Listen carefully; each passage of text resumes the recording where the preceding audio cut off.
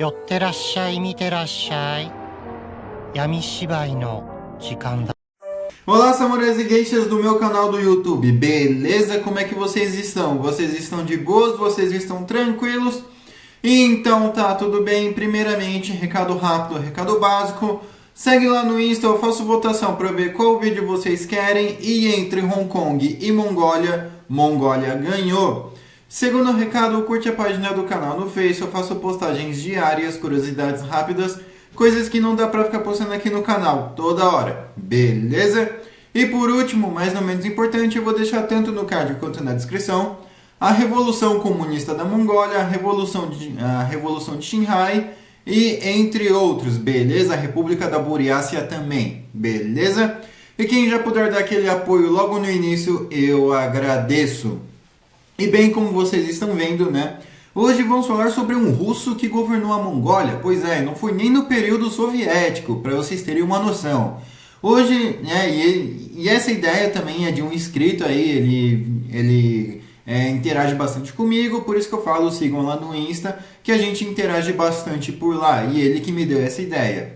E hoje vamos falar sobre Roman Anger von Sternberg, né?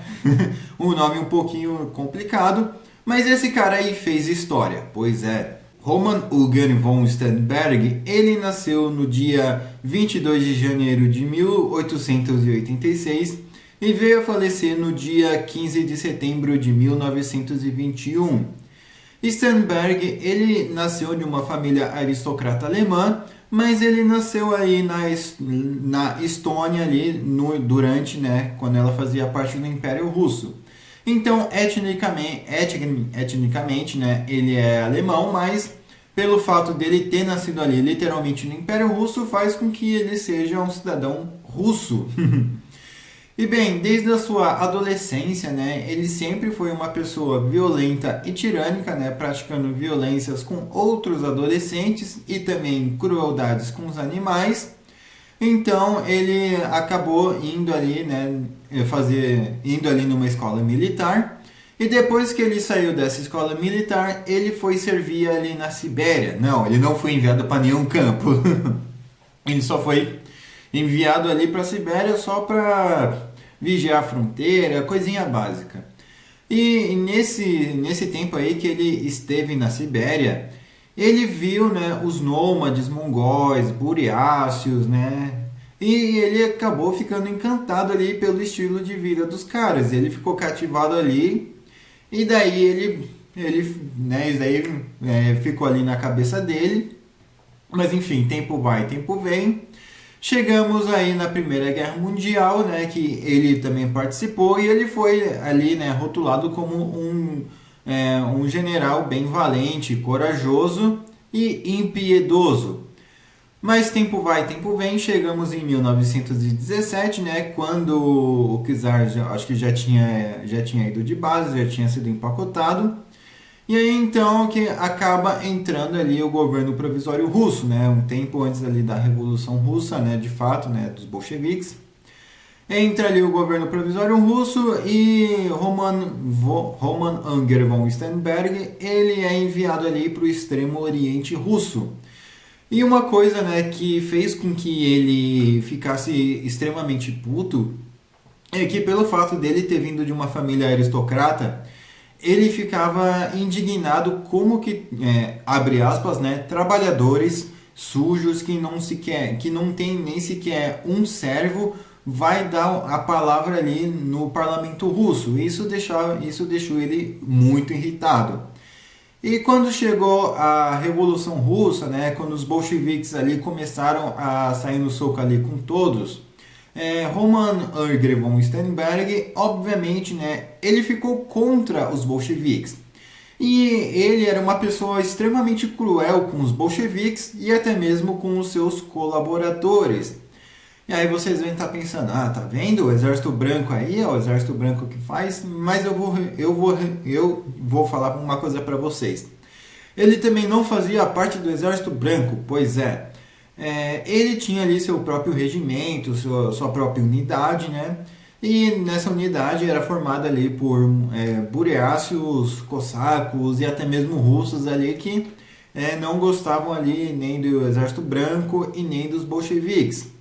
E uma prova que ele não estava nem de um lado nem do outro é que ele também passava a saquear, né, os trens tanto dos bolcheviques quanto do Exército Branco. Enfim, novamente vamos dar um time skip aqui. Bem, durante 1919, a Mongólia ali, ela estava ocupada ali pela China, né? Como eu já expliquei ali no vídeo da Revolução Comunista na Mongólia. Só que em 1920, né, o Roman, ele acaba ali virando um senhor da guerra. Mas não só um senhor da guerra apenas, um senhor da guerra monarca. Pois ele acreditava, né, que a monarquia era o melhor sistema contra a corrupção e a autodestruição do Ocidente. E ele tinha planos ali de restaurar a monarquia onde quer que fosse. E ainda em 1920, né, um Khan chamado Bogd Khan, né, que era o Khan atual ali da Mongólia da época, ele convidou ali e chamou Steinberg ali para combater os chineses e libertar a Mongólia. Só que Steinberg, né, em 1920, ele estava tentando ali peitar os chineses, mas todo o seu regimento, unidade, estava tendo pesadas baixas, né? E ele ficou nesse vai e vem aí, nessa treta com os chineses, até que em fevereiro de 1921, ele dá um blefe ali dos bons. Ele começa a incendiar ali umas montanhas, né? Começa a fazer alguns picos de fogo em alguns locais ali das montanhas, em volta ali de Ulaanbaatar, né? A capital da Mongólia. Ele faz pequenas fogueiras ali para os chineses olharem, né? E pensarem que o Steinberg estava com um exército extremamente gigante. E um detalhe curioso é que essa tática aí das fogueiras era uma tática do Gengis Khan. Pois para cada fogueira acesa tinha em média ali, era para ter em média 5 soldados, né? Então, quem estivesse vendo ali a fogueira de longe devia pensar que cada fogueirinha ali tinha 5 soldados. Então, conforme ele foi acendendo as fogueiras, os chineses foram pensando, não só os chineses, né, mas também como a oposição do Gengis Khan, pensava que, caramba, mano, aquele cara ali tá lotado de gente. E foi assim que Steinberg usou a mesma tática. E a partir daí, de fevereiro de 1921, os chineses eles acabam vazando ali, né, da Mongólia. E o Steinberg tem uma ideia. Após ele lutar com os chineses e vendo que a China era uma república e tinha, né, uma república recém-formada, ele cogitou a ideia, né, de tentar invadir a China, lutar com os chineses e restaurar a dinastia Qing. Mas para benefício próprio, obviamente, afinal ele queria ali ser o monarca do Extremo Oriente, né? Reger ali a maior monarquia do Extremo Oriente. Mas enfim, ele acabou que não fez isso e ficou na Mongólia, até que no dia 13 de março a Mongólia ali teve sua independência. E adivinha quem passou a governar? Exatamente, foi ele mesmo, Roman Ögger von Steinberg. E durante o seu governo, bem, ele governou com mão de ferro, que de março até agosto ele basicamente, né, zerou 850 pessoas, empacotou 850 pessoas. E uma outra coisa é que, apesar de Steinberg vir de uma família aristocrata alemã e ter nascido na Rússia, né, que é um lugar predominante ortodoxo, ele não era católico, nem ortodoxo, nem nenhuma vertente aí do cristianismo. Ele era budista, sim, ele era budista e, né, obviamente, né, o budismo ele tem uma crença em reencarnação e todas essas coisas. Só que Steinberg levou isso um pouco mais adiante, pois ele realmente acreditava que ele era a reencarnação do Gengis Khan. Não é que ele se inspirava no Gengis Khan ou que ele tinha o Gengis Khan como uma figura ali, um ídolo. Não, ele realmente acreditava que ele era a reencarnação do Gengis Khan. Mas isso tanto faz, né? Afinal, ele governou com mão de ferro, mas isso não foi mal visto pelos mongóis, muito pelo contrário. Os mongóis, né, viram a treta ali que ele teve ali com os chineses, os combates, e que ele mesmo não sendo asiático ou mongol, ele foi lá e peitou os chineses. Então os mongóis viram ele como um grande libertador, um salvador. O Bolgid Khan ficou muito feliz, pois o Bolgid Khan tinha acreditado fielmente, né, que o czar Nicolau II tinha enviado ali um soldado ali para ajudar a peitar os chineses. E o plano, né, do Starnberg de restaurar as monarquias estava indo certo, estava caminhando tudo tranquilo, pois ele colocou o Bolgid Khan novamente, né, o Bolgid Khan no poder ali da Mongólia, e ele tinha planos ali com a China e com a Manchúria. Então, né, ele deixou as roupas russas de lado e acabou, né, usando só a roupa tradicional da Mongólia mesmo, né? Não necessariamente roupa de monge mongol, mas sim roupa de mongol, do Gengis Khan, essas coisas todas, tá? Algo mais tradicional mesmo. Starnberg, ele tinha também, né, um outro porém, que ele tinha um ódio mortal de bolcheviques e de judeus. Calma, não é porque eu falei que ele era budista que ele usava suástica, tá? A suástica nacional socialista nem existia na época. Mas Starnberg, ele já odiava bolcheviques e judeus e queria todos eles expulsos da Mongólia. Não só expulsos, mas também como empacotados. Então, e ele não ficou satisfeito até que todos os bolcheviques, né, comunistas e judeus tivessem sido empacotados em Huri. E isso deixou ele um tanto quanto tranquilo, afinal ele zerou ali a oposição dele. Mais tarde teve a Revolução Comunista na Mongólia, que eu já fiz um vídeo sobre. E quando acabou a Revolução Comunista na Mongólia, que ele não conseguiu ganhar, ele acabou sendo pego ali, né, pelos comunistas e foi levado até a fronteira ali da União Soviética, mas ele conseguiu escapar.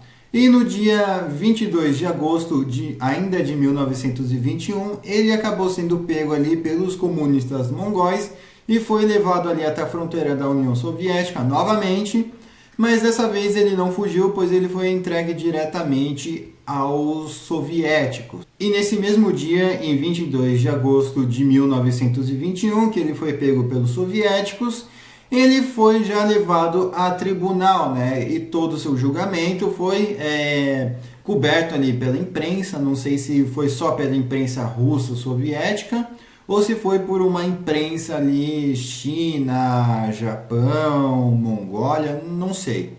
Não deixou isso bem explicado, mas eu acredito que tenha sido só sobre a imprensa soviética. E bem, o que aconteceu, né, é que durante o julgamento dele, adivinha, né? Adivinha a sentença dele. Eu não preciso falar qual foi a sentença dele, né? Obviamente vocês já devem saber, mas eu vou falar. Ele foi sentenciado ali a pena de morte, né? Iam empacotar o cara.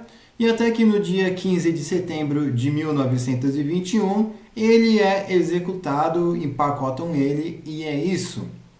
E assim, né, que essa notícia chegou ali para a Mongólia, né, mais precisamente para o Bolgid Khan.